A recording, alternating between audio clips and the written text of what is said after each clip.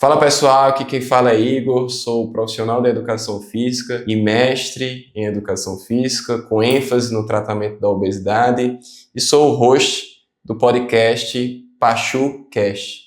Podcast esse chancelado pelo Instituto Pachu, Centro de Referência e de Excelência no tratamento da obesidade e na promoção do estilo de vida. E cá estamos hoje iniciando as atividades do podcast com a convidada extremamente especial, Raquel. Seja bem-vinda, Raquel. Obrigada. Obrigado pelo aceite. Então, começando, você pode iniciar dizendo quem você é, quem é Raquel.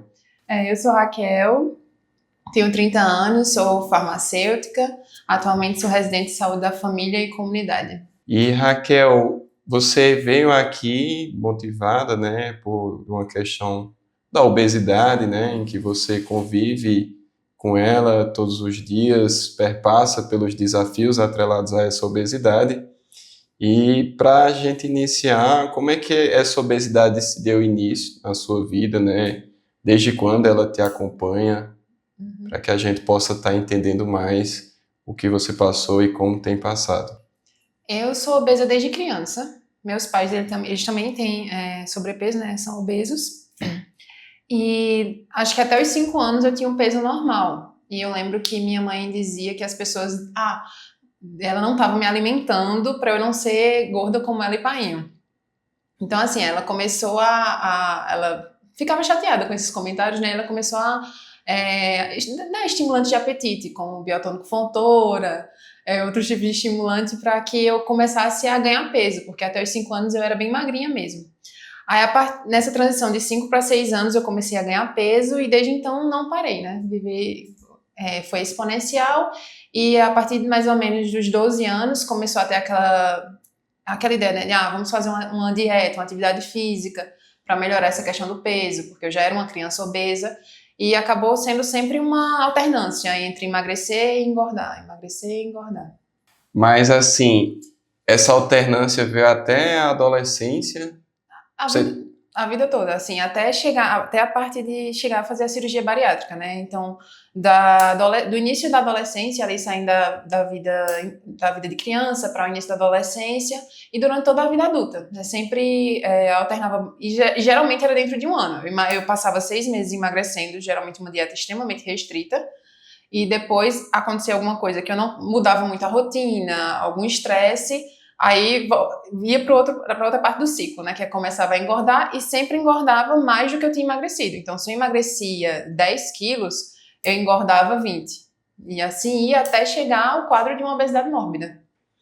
É interessante porque o quadro que você relata geralmente é o que acontece com a maioria das pessoas que tentam tratar a obesidade e vencer a condição de obesidade, A gente geralmente vê nas projeções uma redução do peso, que é significativa, mas que parece chegar a um platô ali em 6 meses, e aí chega essas condições de estresse, de fadiga, cansaço, e na primeira oportunidade você se vê como uma forma de recompensa mais rápido, o alimento, ou talvez não vai se exercitar naquele dia, uma forma de se reforçar e se recompensar, e a gente vê a retomada do peso, E por isso que, de maneira geral, o tratamento da obesidade ele não é tão simples assim como as pessoas pensam, E me diz uma coisa, isso aí repercutiu muito na tua vida, tu acredita que... Com certeza. De que forma? Eu costumo dizer que eu tô descobrindo quem é Raquel agora, porque eu sempre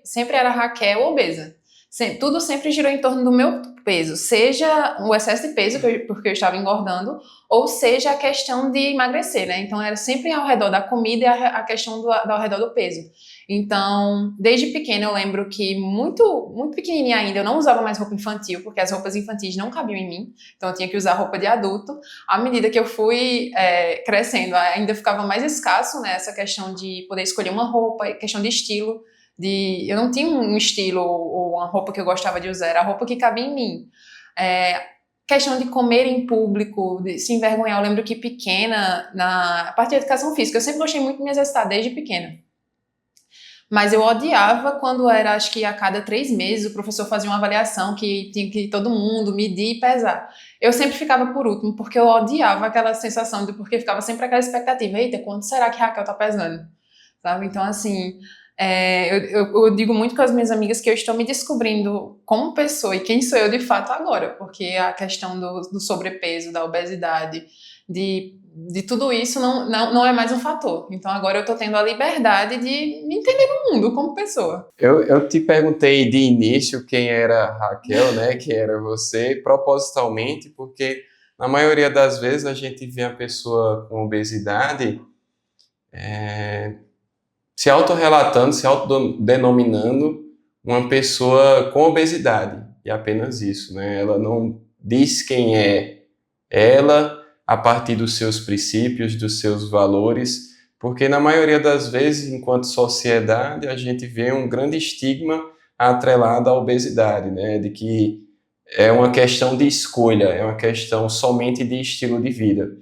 E no próprio relato de Raquel, a gente percebe que, sim, ela era uma criança muito ativa, né? Mas que, dado a multifatoriedade da obesidade, ela era acompanhada dessa condição, ela é acompanhada dessa condição, porque a gente diz que a obesidade é uma condição crônica, ela se encontra em tratamento, né, na tentativa de evitar a recidiva dessa obesidade, mas que ela não se vê hoje mais como uma pessoa com obesidade, limitada por essa obesidade, dado as escolhas que ela fez e ao processo que ela tem passado, né? Então, se Raquel, antiga, quando criança, se limitava a escolher as roupas que usava, né? Hoje, eu acompanho Raquel desde o início do processo da cirurgia, quanto a parte do exercício físico, já que eu sou profissional de educação física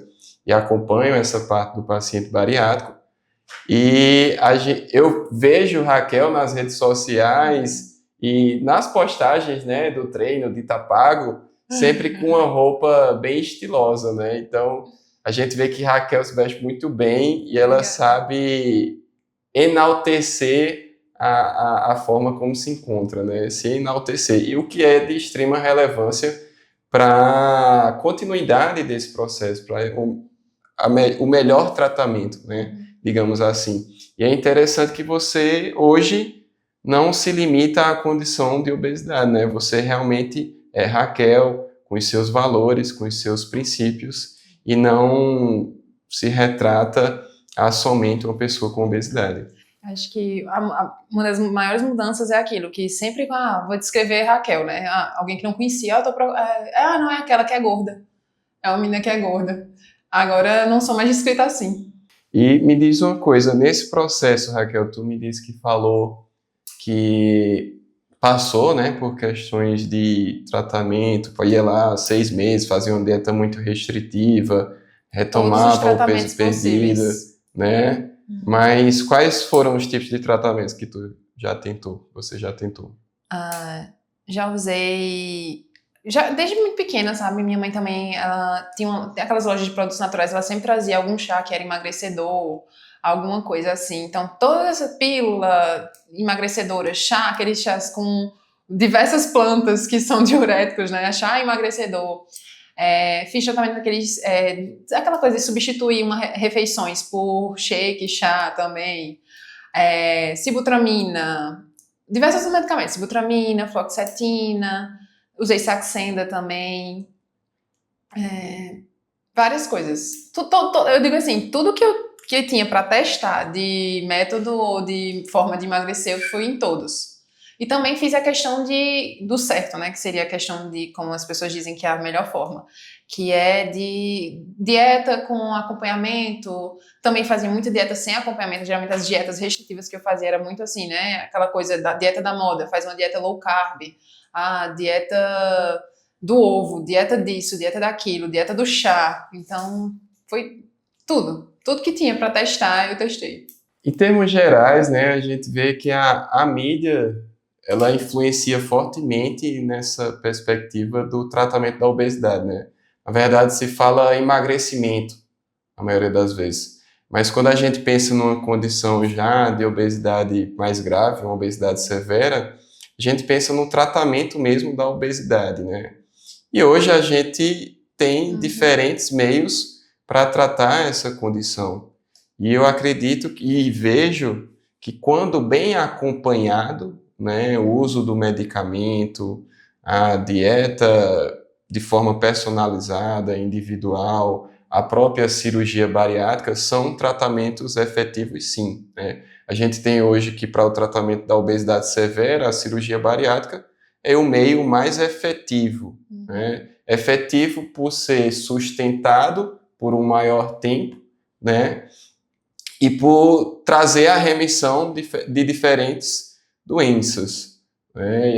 Mas a gente tem visto também hoje o tratamento medicamentoso como um meio interessante, contudo, está havendo uma banalização do uso dos medicamentos, né?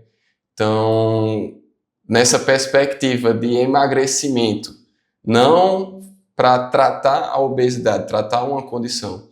E aí eu digo que quando bem acompanhado esse tratamento e a importância de você buscar ajuda, uma ajuda multiprofissional, já que a obesidade é uma condição multifatorial, então não vai ser somente um profissional que vai conseguir trazer uma resolução para essa sua condição, você meio que pode ir até de olhos fechados, né? Desde que você siga o que está sendo planejado. Então, quando isso não acontece, é o que a gente observa, as pessoas em diferentes ciclos de perda e reganho de peso. E já adianto que, quanto mais a pessoa passa por esses processos de ciclos, né, mais difícil vai ficando dela atingir uma redução significativa desse peso corporal, bem como da melhora das outras comorbidades, né? O que é interessante e o que é necessário do paciente com obesidade, ele, durante esse processo, buscar se educar, né, quanto a isso. E não, hoje eu decidi fazer diferente, hoje eu vou tentar perder peso. Aí dá 6 meses, passou isso, aquilo ali, ou talvez o procedimento adotado não é sustentável. E aí, quando você está bem acompanhado nesse processo, eu acredito que além de economizar dinheiro, né, com certeza, você não vai ficar passando por esses ciclos, né? São pilares fundamentais, a questão de você ter uma boa equipe, como não dá para tratar só com um profissional só, é uma doença muito complexa e exige que vários profissionais estejam envolvidos, e é o que você falou também, assim, de você ter a confiança. Então, eu só seguia, entendeu? Assim, eu confiava que eu tinha escolhido a melhor equipe e eu seguia, era Caxias, né? Seguia certinho tudo aquilo que me era passado. E é fundamental também você ter essa ideia de que parte muito de você, a questão de mudar o estilo de vida, né? A bariátrica, por exemplo, é um meio, mas você tem que entender que ela não vai ser a salvadora da sua vida no sentido de que é só ela, você precisa ter a contrapartida, precisa ter esse acompanhamento com os profissionais e seguir esse acompanhamento, porque a bariátrica não é simplesmente um passe de mágica que você, pronto, operou, agora pronto, sua vida está completamente resolvida e não vai fazer mais nada. Tem que ter esse acompanhamento dos profissionais, essa mudança de estilo de vida, né, de você realmente pegar essa oportunidade. E como você estava falando dessa questão de que sempre fica, vai tentando e volta, essa questão como eu falei, né, dos ciclos de 6 meses, e acaba sendo desgastante, assim, em questões de saúde mental, é completamente desgastante. Eu conversava muito com a minha psicóloga isso, que eu dizia para ela, né, que a obesidade era sempre um rio que eu nunca conseguia atravessar. Eu nadava bastante, chegava até certo ponto, mas eu nunca passava esse rio, eu sempre voltava pro lado da margem que eu iniciei. Então eu não tinha mais ímpeto de tentar atravessar, porque eu estava cansada. Eu sempre tentava e nunca conseguia. E quando eu estava nesse processo, né, que ela me acompanhou de decidir pela cirurgia bariátrica e entender que chegou o meu momento de fazer a cirurgia, eu falei para ela, a cirurgia para mim é como uma canoa de remo. Eu sei que sou eu que tenho que remar, mas eu não vou estar a nado. Porque a nada eu não conseguia, mas agora com a canoa eu consigo atravessar. Então acho que é muito isso, assim, dos tratamentos, e sempre com acompanhamento. profissional, porque isso faz toda a diferença, de você encontrar a sua canoa de remo, mas ter consciência de que mesmo sendo uma canoa é de remo, é você que tem que ter o esforço e fazer a sua parte, né, ter a sua contrapartida também, porque até como paciente, né, também sou da área de saúde, a importância do paciente estar no centro do seu próprio cuidado, de ser o principal responsável por esse cuidado, né, de ter essa consciência de que ele é o protagonista no seu tratamento. E eu digo assim, aproveitando essa analogia do nado, né, no rio, a gente vê que fisiologicamente mesmo, a fisiopatologia da obesidade, da recidiva do peso, é que em condições que você está fazendo somente a dieta, o exercício físico, não está fazendo uso de medicamento, ou não passou pela cirurgia bariátrica, que são condições que realmente vão mexer com o aspecto metabólico e hormonal, em condições sem esses parâmetros, é como se quanto mais você tivesse distante dessa margem do rio, mais forte fica a correnteza, a tentativa da retomada do peso perdido. Em que sentido?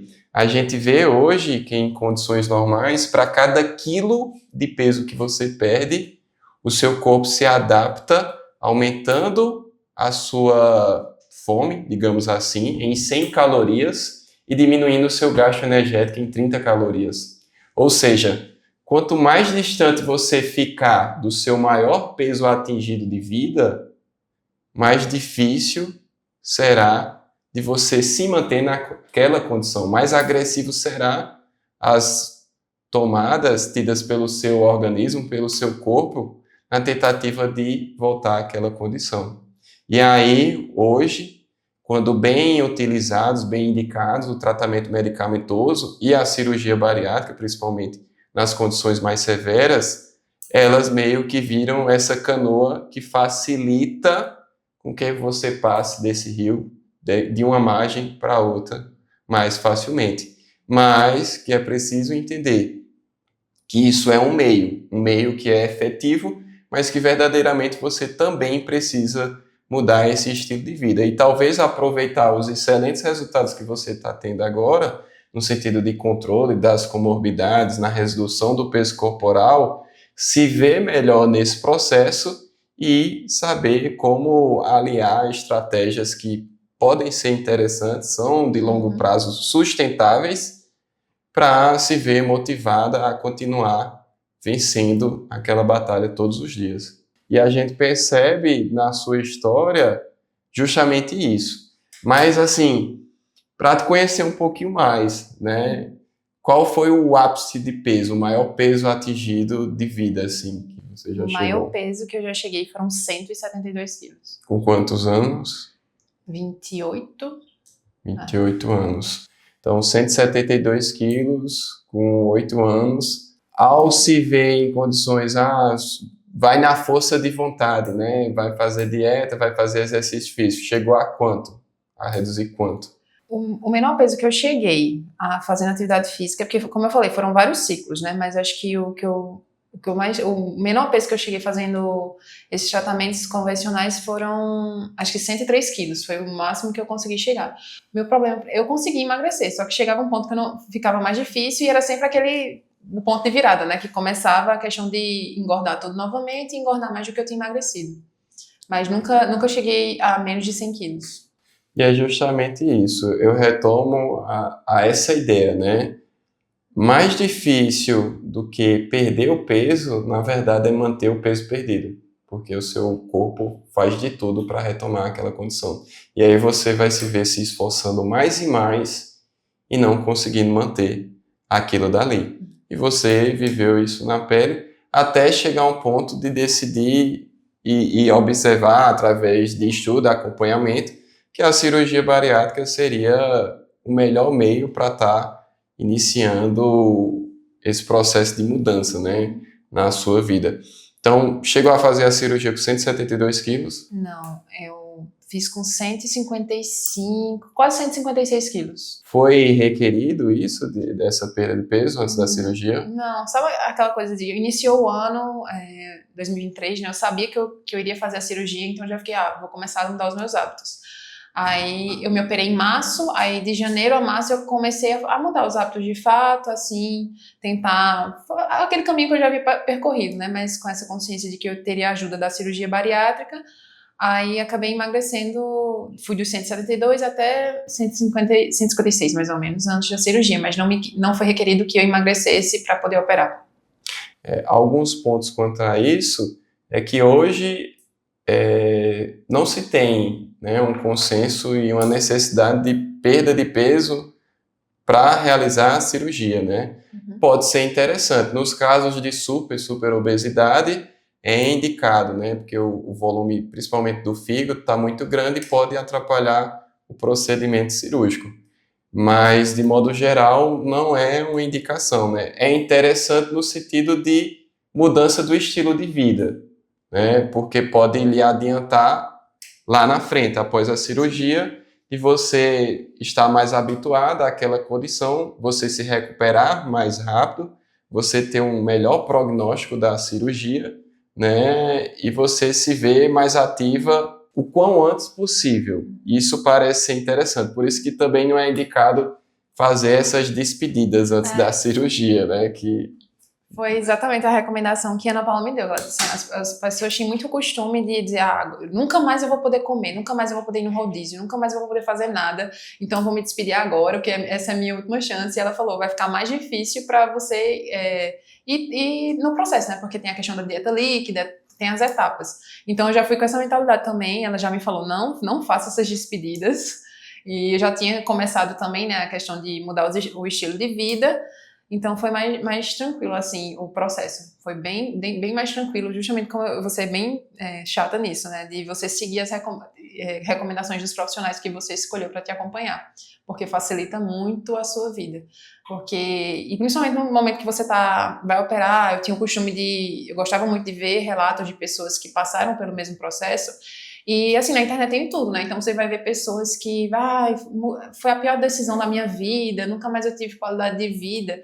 Mas aí fica questionamento, seguiu todos os passos? Teve realmente aquele acompanhamento profissional de fazer tudo que tinha que ser feito?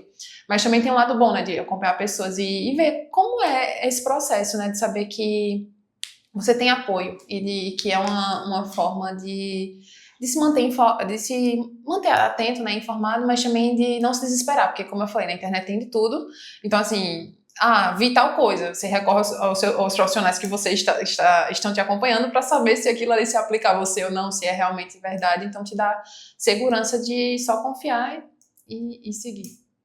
Esse ponto que você falou é interessante no sentido de em qualquer processo de tratamento da obesidade é interessante que a pessoa comece a mudar o ambiente, entendendo o ambiente como tudo aquilo que está ao seu entorno, né? Então, por exemplo, até as pessoas que você segue, isso pode ser algo interessante no sentido de você seguir pessoas que talvez estejam passando pelo mesmo processo de você, né? E que você, com aquela visualização, você consiga aprender algo ou se entender no processo, né? Mas não utilizar aquela mudança de ambiente para você começar a se comparar, né? Porque cada um vai viver algo único, né? Então, nessa tentativa de se comparar e de criar até uma competição mesmo de quantos quilos perdeu, de quantos porcentos reduziu do peso corporal, talvez você fique se martirizando nesse processo. Mas entender o que está acontecendo ali e se ver naquele processo, talvez reforce tudo aquilo que você esteja fazendo, e é um hábito extremamente interessante para que você se mantenha firme, né, nessa jornada. E aí, caso aconteça alguma dúvida, é de extrema relevância que você retome aos profissionais que estejam lhe acompanhando, porque são eles os verdadeiros especialistas desse processo, porque já acompanharam inúmeras pessoas e sabem por onde essas pessoas vão passar, né? E também tem todo o conhecimento envolvido, científico, daquele profissional, da sua formação, que vai colocar os seus pezinhos no chão e dizer, Raquel, apenas faça isso, que vai dar tudo certo. E acredito que você viu isso, né? Se tranquilizou quanto a esse processo, já que você se apegou a todo o acompanhamento, todo o processo educacional que os profissionais que estavam na equipe, no caso de Pachu, né, foram lhe encaminhando, né? E me diz uma coisa, então fez a cirurgia com 156 quilos. 156 quilos. Raquel hoje está com pouco mais de 2 anos da cirurgia, né? E se a gente for olhar pelo estudo da Sofia, né, que dá uma projeção de perda de peso ao longo de 5 anos após a cirurgia, eu coloquei aqui os dados pré-cirurgia e como deveria estar agora. E Raquel agora, pela projeção, deveria estar com a média de 97 quilos, variando de 90 a 111 quilos. E Raquel, hoje, a gente acabou de fazer a reavaliação dela, ela está com 75 quilos, né? Então, veja que Raquel, de início, o maior peso atingido foi 172 quilos, fez a cirurgia com 156 quilos e agora está com 75 quilos. Eu não estou dizendo isso no sentido de ser uma corrida para ver quem perde mais, mas o que eu quero elucidar aqui é que Raquel hoje está com 75 quilos, com 21% de gordura corporal, né, analisado pela bioimpedância, mas que ela se encontra com qualidade, né, de peso. Então eu mostrei a Raquel que basicamente ela quando estava com 114 quilos, hoje com 75 quilos, ela está com a mesma quantidade de massa muscular do que uma pessoa com 114 quilos. E quando ela estava com 114 quilos, o que é algo extremamente importante e relevante para a manutenção desses resultados. E aí a briga agora não é para a Raquel perder mais, na verdade é para ter uma maior qualidade ainda, né? Já que Raquel agora também vai dar entrada nesse processo de cirurgias reparadoras, né? Mas somado a esse excesso de peso também antes da cirurgia, sofria com alguma comorbidade também? Desde os, acho que 22 anos, que foi quando teve o diagnóstico, mas eu lembro de já ter alguns picos, né, de hipertensão antes. Tinha gordura no fígado também, que deixei de ser hipertensa, deixei de ter gordura no fígado. Quando eu estava no processo de fazer os acompanhamentos, né, para fazer a cirurgia, eu descobri que eu também tinha apneia, que eu não sabia. Que eu me lembre só. E tem também a questão dos problemas de ósseos, né? A questão do genoval, o estrutural, o desgaste por conta do peso, né? Meu joelho foi completamente desgastado. E agora, como é que tá? Agora eu não sou mais hipertensa, eu tô com 49 de triglicerídeos, não tenho mais nenhum problema, tenho problema de colesterol também, não tenho mais gordura no fígado, a qualidade de vida é outra, então assim, é outra qualidade de vida, em termos até de atividade do dia a dia, né, eu lembro que eu sempre falo, né, que teve uma vez que nesse auge de peso, né, de 162 quilos, eu moro perto de um supermercado, então eu fui fazer algumas pequenas compras e eu saí de lá, tipo, não consegui terminar as compras porque estava doendo muito minha coluna e começou a travar, então eu voltei para casa chorando porque eu tive que deixar as compras de lado, assim, porque eu não tinha condições de fazer uma atividade básica que era uma pequena feira. E até mesmo de atividade física, eu lembro que uma das coisas que eu usava para me motivar é isso, porque como eu falei, eu sempre gostei muito de me exercitar, mas eu cheguei num nível que eu não conseguia ir na esquina sem me cansar, sem que minha coluna doesse, sem que meu joelho doesse, assim, dores no joelho era diário, assim, todo dia meu joelho doía, minha coluna também. Então, é uma das coisas que eu usava para me motivar, que eu disse, ó, quando eu começar a atividade física e eu quiser faltar, eu vou lembrar que um dia eu quis fazer atividade física e eu não conseguia ir. Então, eu devo a mim mesma, que agora que eu posso, ter a constância de continuar fazendo exercício. Em relação o tratamento da obesidade hoje em si, ele versa muito sobre o controle das comorbidades, né? Eu sei que a maioria quer perder o peso, quer se ver magro, né? Mas a ideia geral é o controle das comorbidades. E passando por esse processo da cirurgia bariátrica, aliado à mudança do estilo de vida, você conseguiu ter essa remissão dessas doenças, né? O que vai lhe trazer, o que lhe traz uma melhor qualidade de vida. Mas para você que não acredita que a obesidade está lhe limitando, que está influenciando negativamente na sua vida, o simples fato de você ter uma pequena limitação física no seu dia a dia para exercer as atividades que você tem de demanda livre, né, já é um sinalzinho de alerta para que você busque tratar, né? Porque na maioria das vezes as pessoas só se preocupam se tiver diabético, se tiver com a pressão arterial alterada, se tiver esse diagnóstico da apneia do sono, mas hoje o próprio diagnóstico da obesidade clínica, se somar um excesso de peso com uma limitação física para exercer alguma atividade diária, já é um critério para se estabelecer ali e se diagnosticar a obesidade clínica, né? E aí, nessas situações, é importante que você busque o acompanhamento adequado o quanto antes possível, né? Então, passando dessa parte da cirurgia, né, e tentando olhar para o pós, como é que foi esse início pós a cirurgia? As primeiras semanas, acho que a primeira semana parecia que eu nem tinha operado, assim, parecia que eu não tinha feito nada. Eu lembro até que no hospital a enfermeira veio, acho que eu não lembro se para aplicar alguma coisa, aí eu fui me levantar, eu levantei assim, ela fez, pelo amor de Deus, porque eu realmente sentia como se tivesse, assim, a questão de disposição, tudo era normal. A partir da segunda semana eu fiquei um pouco mais, assim, não debilitada, mas você tá com a dieta líquida, você não tá ingerindo calorias, né? Então você começa a sentir mais um pouco, entender. Porque em casa eu queria fazer tudo, sabe? Assim, a ideia, não fiz, né? Mas assim, a ideia era de que eu realmente parecia que eu estava muito bem, no sentido, e estava realmente, mas no sentido de que não senti, porque tem pessoas que sentem um pouco mais de dor, mais de desconforto, eu não senti isso.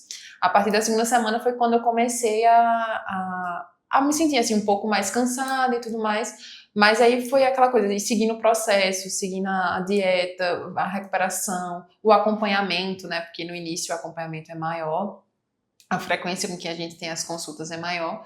E aí foi se tornando, à medida que o tempo foi passando, foi se tornando bem mais fáceis. E a cada etapa tem seus desafios, mas quando você também está acompanhado, isso ajuda bastante, né? A questão de começar a alimentação sólida, passar da líquida para semissólida, para pastosa, para ir para sólida em si. Iniciar a atividade física também, então você vai, cada etapa vai tendo as suas dificuldades, mas também contando com auxílio você consegue passar por elas com tranquilidade. Não é um mar de rosas, eu lembro que no início ainda fica assim, meu Deus, porque tem muita a cobrança, a ideia ainda, a gente passa a vida toda ouvindo que nós somos obesos por falta de disciplina, por falta de vontade.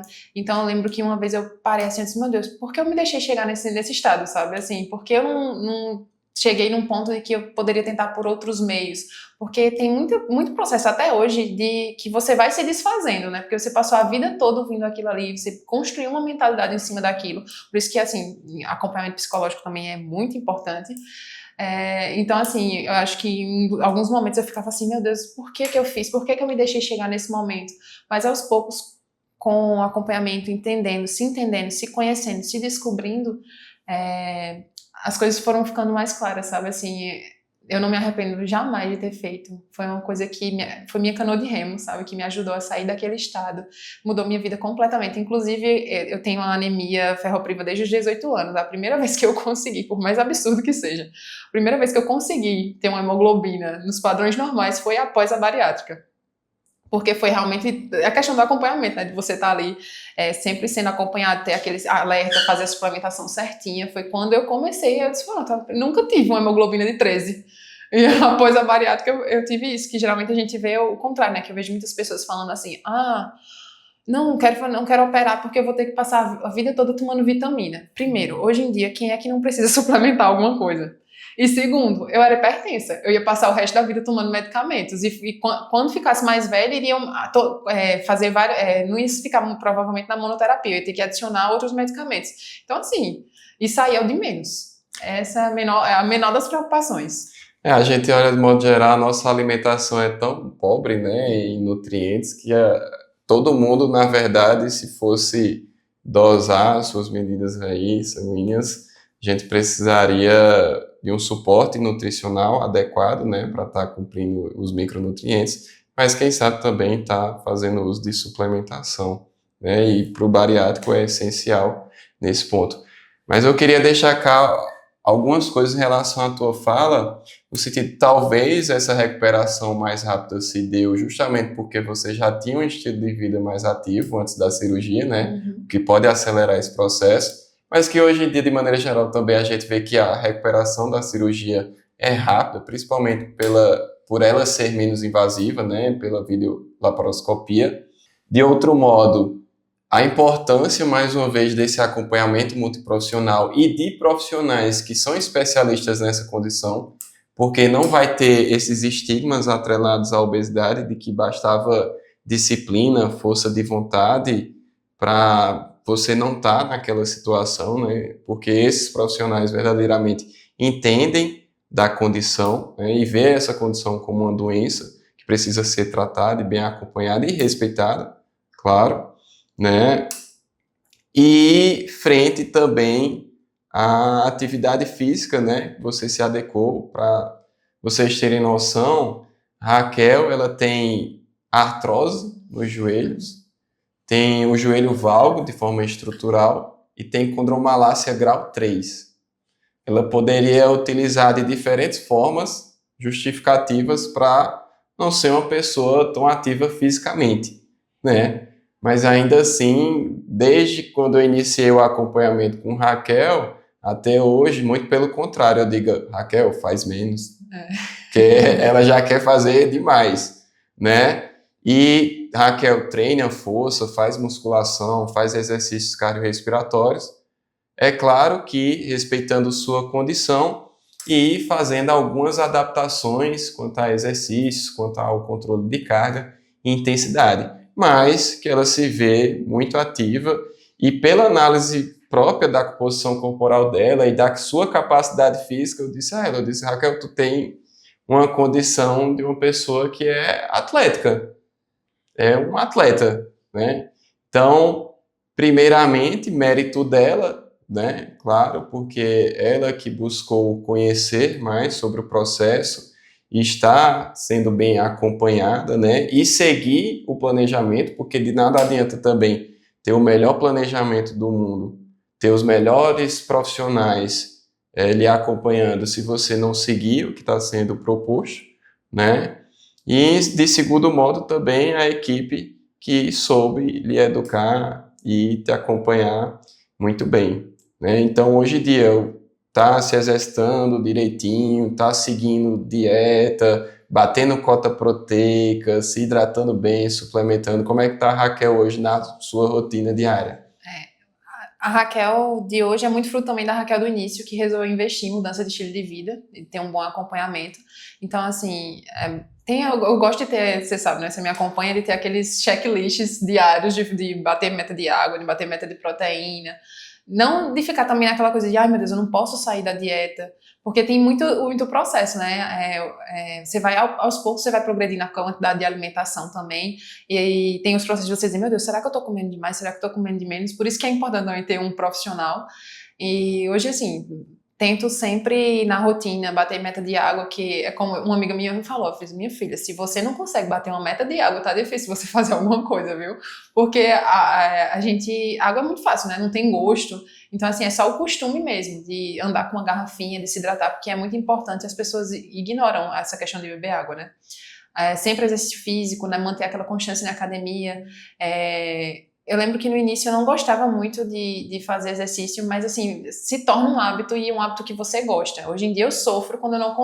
O dia é muito corrido, geralmente na terça-feira eu saio de casa às 6 e pouco da manhã, só volto quase meia-noite por conta de outros eventos. E aí às vezes eu não consigo treinar e eu fico, puxa vida, um dia que eu não treinei. A alimentação também é muito importante, de seguir certinho, aproveitar a questão da bariátrica, porque eu sempre uso esse exemplo. Eu odiava melancia. Eu detestava melancia. Para mim, melancia era a coisa mais sem graça do mundo. E no processo da mudança, mudou muito o paladar. Eu lembro que eu congelava a melancia, assim, era o ápice do meu dia, principalmente no início, poder consumir aquela melancia, principalmente geladinha. Então, assim, comecei a coisas que eu nunca gostava. Não gosto de comer tal coisa. Dá uma chance para aquilo que você não gosta. E hoje em dia vira um hábito, né? Não, eu consumia verdura, mas não com tanta frequência. Hoje em dia, se eu não consumir, eu fico triste. Né? Que nem uma amiga minha que é nutricionista aqui, ela fica, eu fico tão triste quando não tem uma verdurinha no prato. E não é uma ideia, uma coisa falsa, sabe, assim, ilusória. É porque você aprende a gostar. A questão do ser humano é essa, que a gente é muito adaptável. Então, nós aprendemos a gostar, a deixar de não gostar de algo e entender que às vezes é a vida adulta, né? A gente precisa fazer coisas que a gente não gosta porque nós não somos mais crianças e que não tem paladar infantil, não quer fazer tal coisa. Nós precisamos fazer aquilo que a gente não quer, muitas vezes, porque não vai nos trazer um benefício. Mas tudo isso é fruto, como eu falei, de investir desde o início em mudança de estilo de vida. É um processo de descoberta, né? E de redescoberta também, né? Então, aproveitar nesse processo de começar a amar e cultivar aquelas novas ações que você percebe que reforçam esse novo estilo de vida, né? E que você, de certo modo, tenha afinidade. Porque também não adianta, de todo modo, você fazer coisas que não gosta, né? Mas alinhando aquelas coisas que você gosta com aquelas coisas que você não tem também certa afinidade, mas que precisa fazer porque é vida adulta, né? E com esse ordinário do dia a dia, com as ações simples, né? Chegar no extraordinário, chegar nos melhores resultados possíveis, né? Tranquilo.